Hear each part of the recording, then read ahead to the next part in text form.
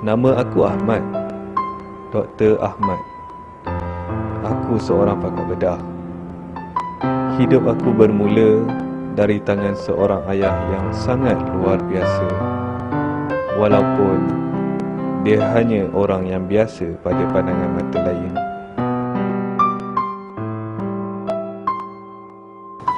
Pemudaan itu telah mengambil masa 9 jam dan ia merupakan satu sejarah bagi Malaysia yang mana kes ini merupakan kes pertama di dunia sepasang kembar Siam melekat di kepala telah berjaya kebersihan.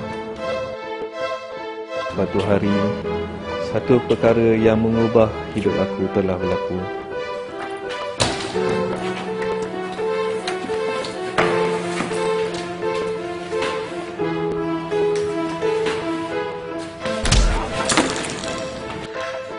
Keadaan Ahmad bin Tajuddin, seorang pakar bedah yang terlibat dalam kes Samun pagi tadi, masih lagi dilaporkan dalam keadaan parah. Doktor memberitahu kepada pihak media bahawa peluang untuk beliau kembali pulih adalah amat tipis. Kejadian itu mengajar aku tentang cara memandang tanpa menggunakan mata.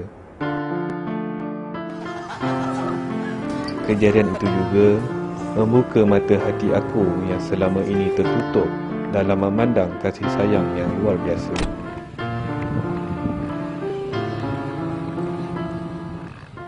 Semuanya baik sahaja, sehingga aku terpaut dengan kebaikan yang terzahir hanya dari pandangan mata. Banyak lagi perkara besar yang masih tersembunyi dari penglihatan.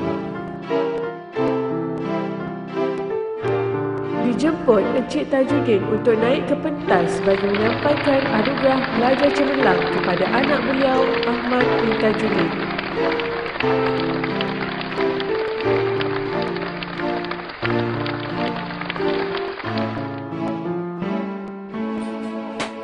Kenapa yang datang? Kenapa yang datang?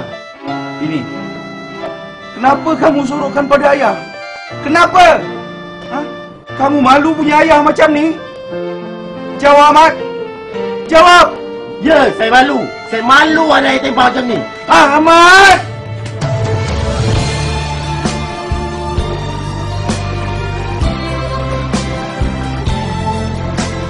Kerana mata hati aku yang buta, aku tinggalkan ayah sejak hari itu sehingga kini.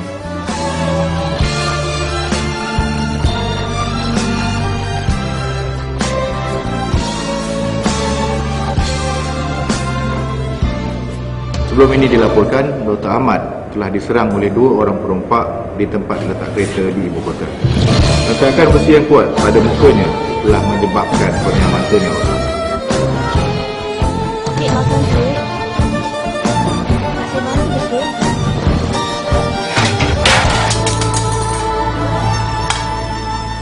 Selepas 7 hari menerima rawatan di hospital, Dr. Ahmad Tajuddin telah dibenarkan pulang. Seorang lelaki yang tidak mahu dirinya dikenali telah mendermakan kornea matanya kepada beliau.